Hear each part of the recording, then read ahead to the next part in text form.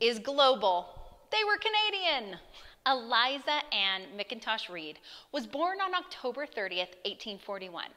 She was an activist and a leader in the movement to expand women's access to higher education. Eliza was a lifelong Unitarian, one of 9 children born to Margaret and Nicholas McIntosh. Her father made cabinetry in Montreal. Eliza and her sisters studied with private tutors, while her brothers were all allowed to go to school as children.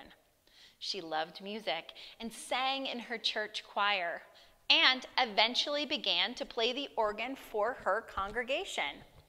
Her family, along with other members of the Montreal Unitarian Society, established the first Unitarian Society in all of Canada. Eliza married Robert Reid in the church of her youth by her minister, John Cordner. Her husband was from Scotland and owned a sculpture and marble and granite work company. His business flourished in the growing metropolis of Montreal, and Eliza and Robert were very fashionable. Eliza and Robert had 4 children of their own. It was then that education for women came to the forefront for Eliza. In 1884, a group of recent graduates of the school met at Eliza's house to discuss how to apply to McGill University. At the time, McGill University was a male-only institution, and women were not allowed to attend. McGill University was not excited to have the women apply, but begrudgingly allowed them to enroll. However, they didn't actually let the women attend until $50,000 was donated to create separate facilities and classes for the women. Eliza convinced Donald Alexander Smith, a businessman, to donate the funds in order for the girls to attend the university. One of Eliza's daughters, Helen, said so much of Eliza's life was lived for the church, and so much of the inspiration of her many outside good works had its source in the church and in the life of the free spirit for which it stands. Eliza created several committees and groups in her church. She believed that by creating opportunities for community, good works could happen in the world. She led the Montreal Unitarian Church's Unity Club, the Young People's Alliance, and the Montreal Women's Club.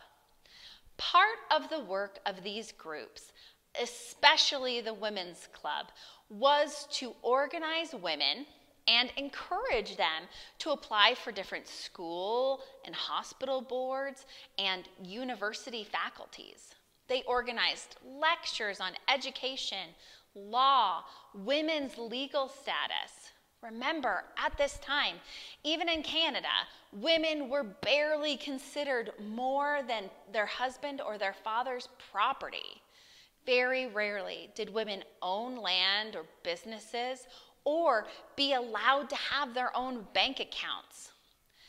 In 1912, Eliza was featured in the publication Canadian Men and Women of the Time. In the publication, she is called a founder and organizer of women's work. It goes on to quote her as saying she believes in free trade, liberal government, public schools that people should be involved in, and that they could be part of their government processes and public utilities, and that women needed to exercise a privilege and vote where they were able to, and that they were more than capable of being good citizens. Eliza's commitment to community encouraged her to establish parks, working for the protection of immigrant women, and continuing the fight for equity with women in higher education. Eliza McIntosh Reid died in 1926. Her family and community honored her memory by creating the Reid Room in the church that she had devoted so much of her life to. What a fitting tribute for a woman who dedicated her life to creating community through her church group.